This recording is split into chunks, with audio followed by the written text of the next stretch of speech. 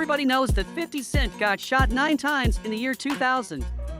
This is the story on the internet of how it happened and who is rumored to have done the hit. On May 24, 2000, 50 was on his way home to his grandma's house where he stayed at the time. And right when he parked his car on the driveway, a mysterious man pulled up right next to him, got out of his car and ambushed 50. He let off so many shots while 50 was still sitting in his car.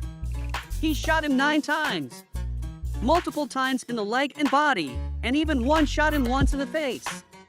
The bullet went through 50's mouth and cheek, and because of that, 50's voice and rapping ability was never the same. 50 raps about the shooting many times in songs and speaks on it in multiple interviews. On his hit song, Many Men, he raps almost shot me. 3 weeks later, he got shot down. Now it's clear that I'm here, for a real reason, cause he got hit like I got hit, but he ain't fucking breathing. So the story goes that 50 Cent had a street beef with Kenneth Supreme Griff and the Supreme Team. He was one of the most notorious drug dealers in Queens, New York.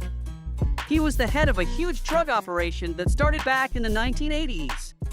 The Supreme Team was known for their lavish lifestyle as they drove expensive whips, had the best baddies, and threw the best parties in the year leading up to the shooting. So in 1999, 50 Cent did many things to piss off and aggravate Supreme. He first started dissing Murder Inc., who was run by Gotti, who was a close friend of Supreme. In fact, it is even rumored that Supreme was a silent partner of the label. 50 focused his disses at Ja Rule, who was the lead artist of Murder Inc. in multiple instances. He called him a wanksta, which means a fake gangsta. 50 once punched him out and stole his chain. And this was true. Ja Rule was a good boy who faked a persona so that fans liked him and he could make millions.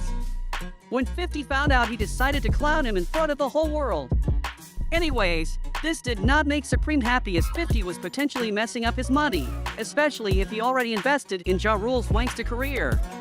50 went further to make a song called Ghetto Quran that name-dropped Supreme and his friend Prince, among many others.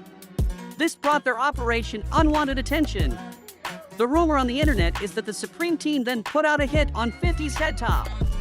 The alleged shooter who allegedly did the dirty work was named Hummo.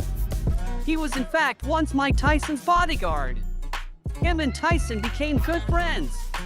It appears that he just enjoyed shooting targets in his spare time.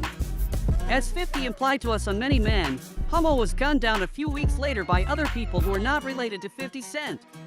As time went on, 50 never retaliated to the Supreme Team. Instead, he ended Ja Rule's career and became the biggest artist in 2005. The Supreme Team was indicted and faced heavy jail time. Kenneth Supreme McGriff is now facing life in prison without the possibility of parole.